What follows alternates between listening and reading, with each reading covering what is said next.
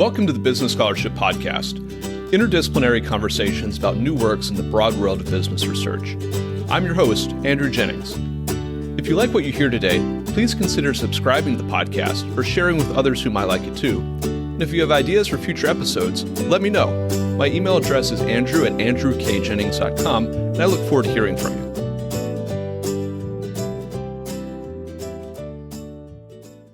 Our guest today is Emily Strauss, clinical professor of law at Duke University. We'll be discussing your paper, Is Everything Securities Fraud? I'll add a link to the paper in the show notes for the episode. Emily, welcome to the Business Scholarship Podcast. Thank you so much for having me today. Emily, let's start with your title. There's a joke that everything is securities fraud, and it's a joke that's funny because it's partly true. What does the joke mean, and what's the truth to it? I learned of this joke from a Bloomberg columnist called Matt Levine, who has written a series of columns about this, and basically the subject is everything is securities fraud. And the idea basically is that when a company does a bad thing, it's often also sued for securities fraud, irrespective of whether the underlying bad thing actually seems on its face to primarily harm investors. So, for example, let's say that we have a drug company that's selling contaminated children's Tylenol. When you think about who the victim of that conduct is, you probably think that it's the people who buy and take Tylenol and risk getting sick because of the contaminants. Here's another example. If you're an energy company and let's say one of your oil rigs explodes, most people would probably think that the primary victims of that conduct are the people who are living on the coast or the environment or the employees whose lives were endangered by the explosion. For example, if a company makes a battery-operated car and uses batteries that occasionally explode or acceleration pedals that get stuck, you'd think that the victims are the buyers of those cars. And you might think, oh, come on, this is not really securities fraud. This is a job for the FDA or the EPA or the NHTSA. But the thing is that whenever these kinds of disasters occur, the stock price of the company drops. And very often the shareholders of the drug company or the oil company or the car company will sue for this misconduct under the federal securities laws for money that they lose when this happens. And the theory is generally that the company either knew or recklessly disregarded the risk of whatever disaster occurred and lied about it or failed to disclose it when they were obligated to do so. And so we have this alchemy whereby virtually any corporate misconduct becomes securities fraud. With that joke kind of explained, what research questions did you set out to answer in this article, and what methods and data sources did you use in that process? There's been quite a bit of commentary about these kinds of lawsuits lately, and anecdotally, they seem to be getting more common in recent years. But so far, even though there are some studies that look at what happens when the stock price of a company drops and when investors sue, no one has really dug into exactly how many of these cases there are, or what kinds of outcomes they're associated with, or what other characteristics they share. So those are the questions that I set out to examine. And to do that, I use a sample of securities class actions from the Stanford Securities Class Action Database, and my sample goes from 2010 to 2015. And I use these years because securities class actions can take a really long time to work through the courts, and I wanted to be able to examine outcomes. I didn't want to have to deal with lots of cases that were still in progress. And I dropped cases that were remanded to state court. I dropped cases where defendant firms were financial services companies. This is fairly common in the literature. And I dropped merger challenges because that just seems to implicate a different kind of potential misconduct. With this sample, I marched through the remaining cases and I read the most recent complaint for each action, and I coded whether the primary victim of the misconduct seemed to be the shareholders or some other constituency. So, for example, a case that I would code shareholder harm might be one where the defendant firm overstates the likelihood of FDA approval for an investigational drug, or where the defendant firm lies about projected market demand for a flagship product. Those are misstatements that seem to clearly implicate investors. I would probably code as harm to other victims a case where a defendant firm, for example, manufactures cars using a battery that it allegedly knows explodes some percent of the time, or where the defendant knowingly sells a well-known over-the-counter medication full of contaminants despite a warning letter from the FDA. As I just stated in our introduction, I think that these kinds of cases really involve primarily victims other than investors. So in addition to doing that coding, I gathered a bunch of other information about these cases. I got data on total assets and financials from CompuStat. I got data on financial restatements from Audit Analytics. Financial restatements during the class period are used in other studies as hard evidence of fraud, as sort of an indicator of the merit of case. I got data on dismissals, settlements, lead plaintiffs, and whether there was an investigation at the time of the most recent complaint from court filings. And I got those from the Stanford database or from PACER. I also looked into SEC investigations, and those I got either from the most recent complaint on PACER or from the database or from Audit Analytics. Data on government and other victim recoveries, which is, whether the primary victims of the misconduct actually recovered any money after the fact, or whether the government recovered any money in a regulatory action after the fact, I found from media searches. So I went online and looked for press releases, news articles, those kinds of things. With that empirical work in mind, I wondered if we could maybe turn to some of your key results. What did you find? Is everything securities fraud? Well, it's a little complicated. So I found that about 16.5% of my sample cases are cases where the primary harm is to someone other than shareholders. So as an initial takeaway, it does turn out that most securities class actions do involve conduct that harms primarily shareholders. And that makes sense. And that should be a relief to a lot of people who are worried that these kinds of lawsuits are spinning out of control. But I did find that these 16.5% of cases share some interesting characteristics. They are less likely to be dismissed than cases that involve primarily harm to shareholders. Cases that involve primarily harm to shareholders are dismissed at about a 54% rate, and it's 36% for cases that harm primarily other victims. And if I go in and I do regressions and I control for a lot of other factors, it turns out that across the board, across specifications and with and without controls, cases involving harm primarily to other victims are about 20% less likely to be dismissed. And those findings are significant at 5% level. So that's the first thing, that these cases are less likely to be dismissed. Second, they're likely to settle for higher amounts. The average settlement in a harm to shareholders case is about $7 million. And the average settlement for a case that harms primarily other victims is about $24 million. And again, these results are statistically significant at 5% level. Some other interesting findings are that the cases where the misconduct harms primarily other victims tend to have much larger defendants. The average defendant firm for a shareholder harm case has total assets of about $8 billion. It's about $29 billion for the cases that harm primarily other victims. And these cases are much more likely to have an institutional investor as a lead plaintiff and to involve a top-tier plaintiff's law firm. In about 40% of the cases where the harm primarily involves shareholders, only about 40% of those cases involve an institutional investor and a top-tier plaintiff's law firm, whereas it's about 70% for the cases where the misconduct primarily harms other victims. The final interesting characteristic about these cases is that the cases where the harm involves primarily other victims are dramatically more likely to involve a parallel non-SEC investigation. It's 70% versus about 4%, so that's quite a lot.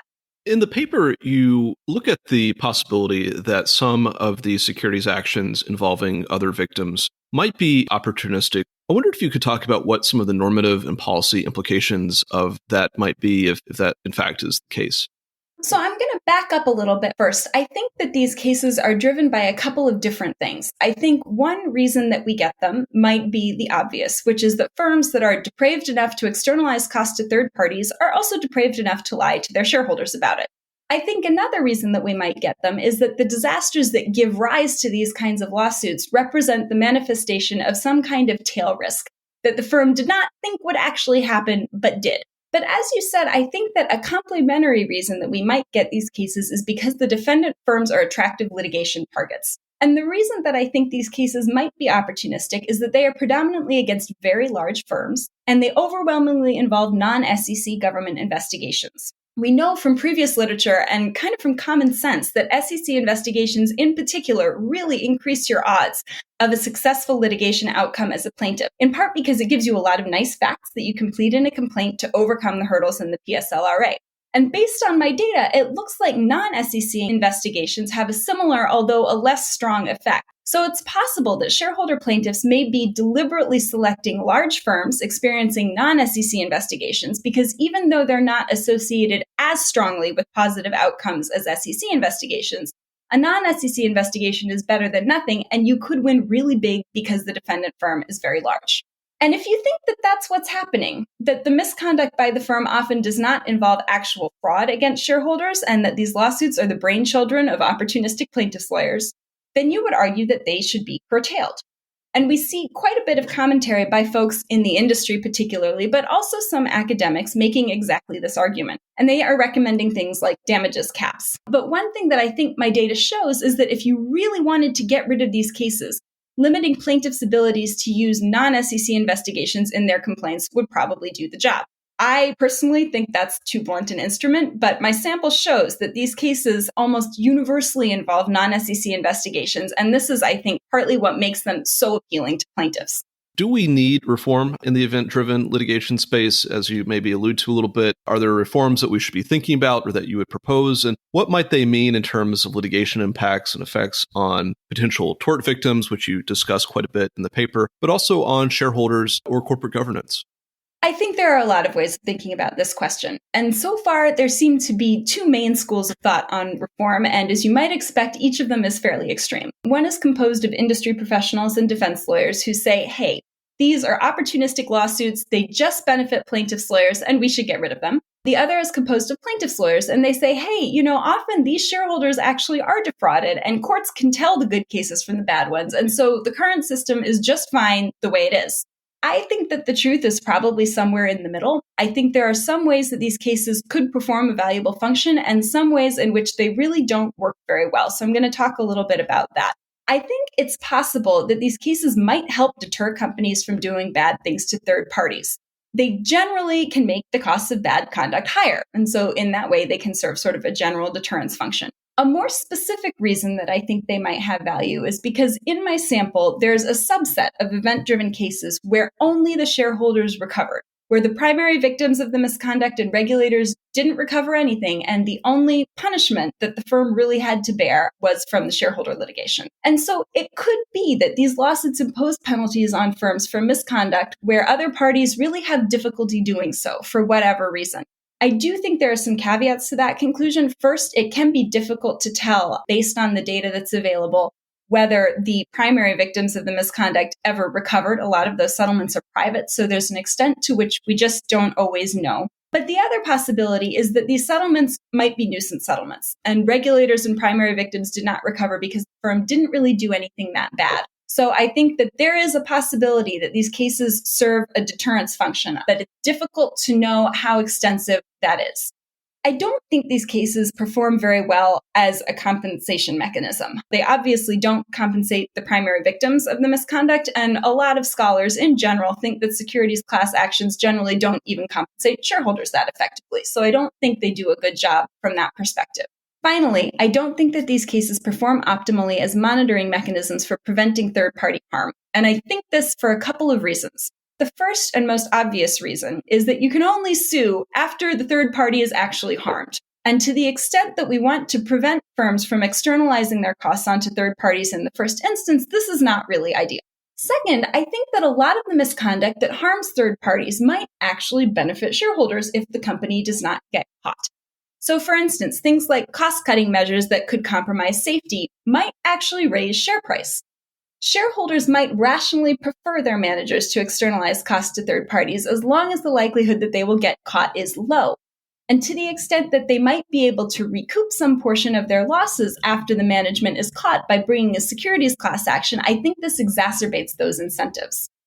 And finally, I don't think that these lawsuits always do a very good job of forcing companies to tell investors, and really the general public, a lot of the information that we would like to know about potential risks to third parties.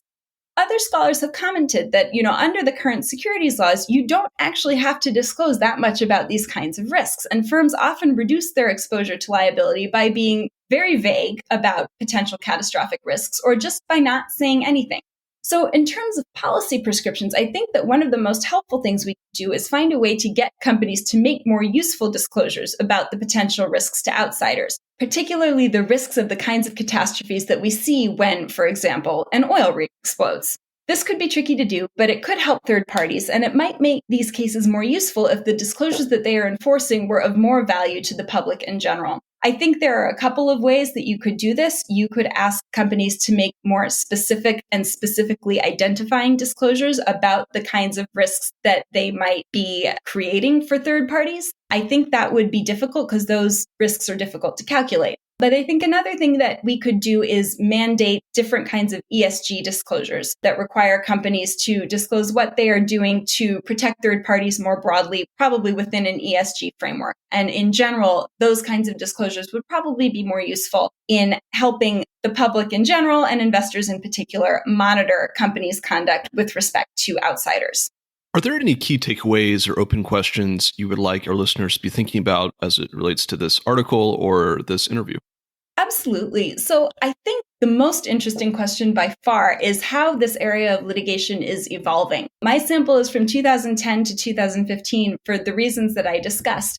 And the number of these cases in those years is actually relatively stable. There are no major increasing or decreasing trends. In terms of who we see those cases being brought against, a lot of the cases are against defendants in the healthcare or pharma industries. It's not exclusive, but they account for quite a few of them. I'm planning to do some follow-up work to see what happens to these trends after my sample period, because I think that could be really interesting. And as I mentioned, quite a few commentators seem to think the number of these cases is increasing. Are there more of these cases these days? Do they continue to be more successful than shareholder harm cases? Do they continue to be brought by institutional investors and top-tier plaintiffs' firms? Some commentators think that this is not the case. Is there industry variation? Are these becoming cases that are brought against different kinds of industries? If so, what accounts for it? It's possible that data privacy is a bigger deal these days than in the cases in my sample. So yes, I think that there are a lot of open questions and a lot of avenues for follow-up work. Our guest today has been Emily Strauss, clinical professor of law at Duke University. We've discussed her paper, Is Everything Securities Fraud?